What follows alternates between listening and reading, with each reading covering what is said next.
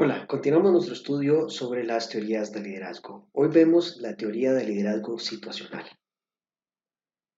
Inicialmente, el liderazgo se pensaba que dependía de las características de la persona y que la persona nacía con ciertas características. Luego pasamos a pensar que el liderazgo depende de las habilidades, posteriormente de los comportamientos, y esta teoría vemos que depende de las situaciones. Lo interesante de esta teoría es que dice que la persona líder debe de actuar de diferente manera dependiendo de la situación. Esta teoría es muy gustada porque es muy práctica. También dice que la persona líder efectiva tiene la capacidad de leer cuándo debe de actuar en diferentes situaciones y debe tener la capacidad de actuar de manera eficaz y eficiente en todas las situaciones.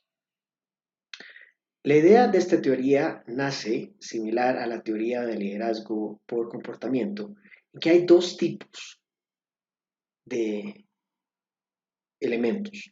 Uno que se enfoca a la parte emocional, que es el supportive, y uno que es más de dirección, que se enfoca a la tarea. La idea es que la persona líder pueda evaluar la capacidad o el nivel más bien de comportamiento, de competencia que tiene nuestro equipo o nuestro colaborador y el nivel de compromiso a cumplir con la tarea dada. Y que dependiendo de esa evaluación, nosotros deberíamos de actuar de diferentes maneras. Ken Blanchard es probablemente el expositor más conocido en liderazgo situacional. Lo que este modelo expone es que hay cuatro tipos de situaciones, cuatro tipos de comportamiento de nuestros colaboradores, posteriormente se incluye del equipo. En el eje tenemos un comportamiento de dirección, es decir, si la persona requiere más o menos dirección para completar su tarea, y luego un comportamiento de apoyo emocional, de acompañamiento emocional, si la persona requiere más o menos acompañamiento emocional.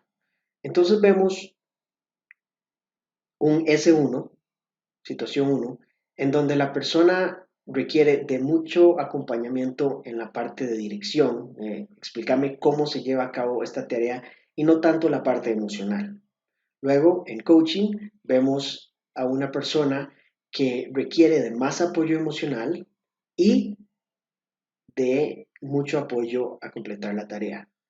En el S3 vemos a alguien que también en el supporting requiere mucho apoyo emocional, pero no tanto en que le digan cómo completar la tarea. Y finalmente en el delegating vemos a alguien que no requiere ni mucho apoyo emocional ni mucho apoyo para completar la tarea. Una persona, uno de nuestros colaboradores, puede encontrarse en diferentes cuadrantes en diferentes momentos. Entonces nosotros debemos tener la capacidad de saber leer en cuál se encuentra.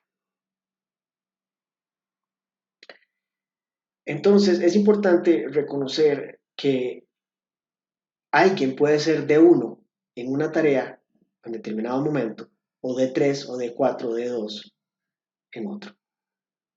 Y entonces, así como nuestros colaboradores se mueven en los cuadrantes, nosotros también debemos de saber mover. Dependiendo del cuadrante en que se encuentre la persona, posteriormente el equipo, nosotros tenemos que comportarnos. Entonces, en el S1 se requiere mucha estructura. Se requiere que le digamos a la persona con mucho detalle qué tiene que hacer, cómo lo orientamos, hay que darle todo lo necesario y es muy importante darle instrucciones claras. Esta persona requiere instrucciones muy claras para hacer su trabajo. En el S2 de resolver, podemos procurar guiar en el sentido de incitar a la curiosidad, darle retroalimentación, sí, de cómo le está yendo y asegurarnos que le estamos escuchando. Esta persona requiere de mucho apoyo emocional. En el S3, que es supportive, no requiere de tanta dirección, pero sí mucho acompañamiento en la parte emocional. Entonces, reconocerlo como un miembro en el que confiamos para que cumpla la tarea. Y finalmente, en el S4, que es de validación, se requiere poca dirección específica y poco acompañamiento emocional. Aquí lo importante es dejar que esta persona trabaje con su creatividad, con su innovación, darles todo el control para que cumplan la tarea y sí es muy importante reconocerlos y celebrar sus triunfos. Entonces, ¿qué tenemos que hacer? Bueno, lo primero es reconocer en dónde se encuentra la persona o el equipo. Entonces, ¿qué le estamos pidiendo hacer? ¿Qué tan difícil es la tarea? ¿Esto es algo que ya ellos han hecho anteriormente o es nuevo para ellos? ¿Tiene las competencias necesarias para cumplir la tarea? Y muy importante, ¿qué tan comprometidos están para cumplir la tarea? Una vez que identificamos esto, podríamos ponerlos dentro del cuadrante y entender que hay una relación uno a uno entre en donde se encuentra nuestro colaborador y nuestro estilo de liderazgo. Algunas fortalezas y debilidades del modelo. Entre las fortalezas, a la gente le gusta mucho porque es muy práctico, es prescriptivo. Prescriptivo en el sentido de que decime en dónde se encuentra el colaborador y entonces así tengo yo que gestionarlo. Entonces eso a la gente le gusta. Pone énfasis en la flexibilidad que tiene que tener la persona líder, que es, no hay duda, es muy cierto, la persona líder. Si bien ustedes pueden tener un estilo preferido, y probablemente trabajen mejor con cierto tipo de colaborador, debemos de tener la capacidad de movernos dentro de los 4 cuadrantes. Y otra de las fortalezas es que reconoce que cada uno de nuestros colaboradores es único y que nosotros debemos de tener la capacidad de reconocer sus fortalezas y debilidades.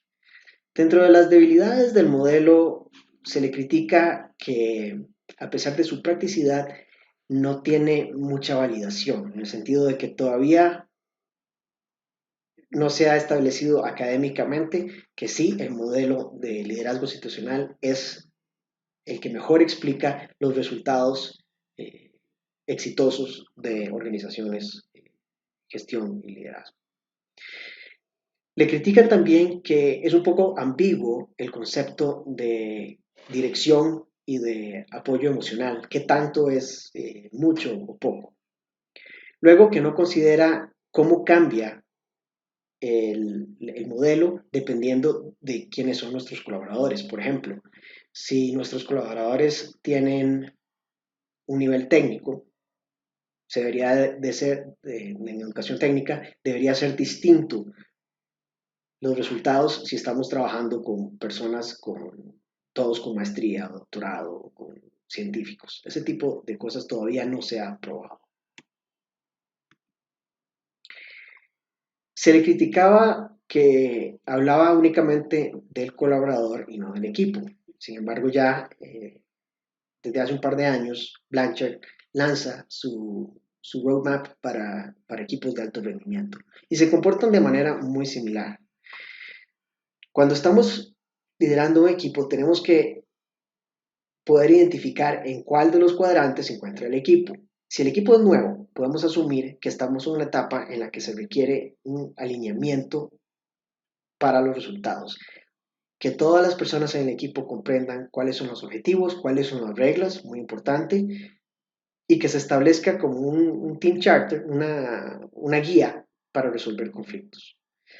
Posteriormente, el equipo probablemente se pase al cuadrante anaranjado, en donde le tenemos que enseñar al equipo la parte de comunicación.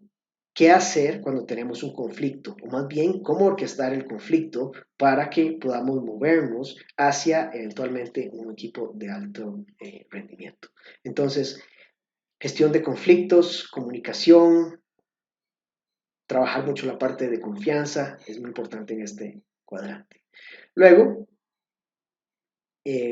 cuando queremos construir un equipo más,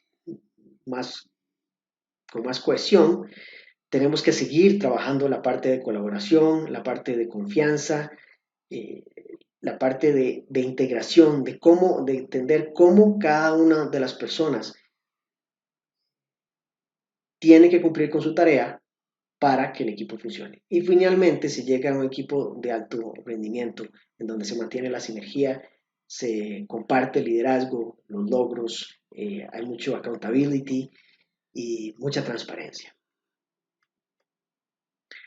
Cuando aplicamos esto a los equipos, el modelo de liderazgo situacional a los equipos, vemos que la parte de productividad inicia baja porque el equipo es nuevo.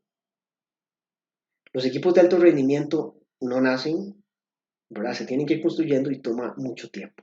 Entonces, inicialmente, un equipo va a tener baja productividad. Sin embargo, su moral, su entusiasmo va a ser muy alto. Es en el T2, en la insatisfacción, donde se complica un poco las cosas porque baja tanto la moral como la productividad. Y ahí es donde nosotros como líderes tenemos que entrarle muy fuerte a guiarlos, pero darles sobre todo todas las herramientas para que ellos mismos salgan solos hacia la integración. Finalmente se llega a la integración, pasamos al T4, que es producción. Para identificar en dónde nos encontramos nosotros en el liderazgo situacional, el cuestionario de Situational Leadership lo que nos haría es, nos presentaría una serie de situaciones y nos preguntarían en dónde o qué haríamos nosotros para poder identificar en cuál de los cuadrantes nosotros usualmente nos sentimos cómodos y en dónde necesitaríamos trabajar más, ¿verdad? ¿Cuál de estos cuadrantes se nos hace más fácil ya por default a nosotros? Y que nos permita entender por qué es que con cierta gente trabajamos mejor que con otros, ¿verdad? Porque como que calza nuestro estilo de liderazgo y el espacio en donde están nuestros colaboradores. Sin embargo, nosotros debemos de tener la capacidad de movernos en todos los cuadrantes. Muchas gracias.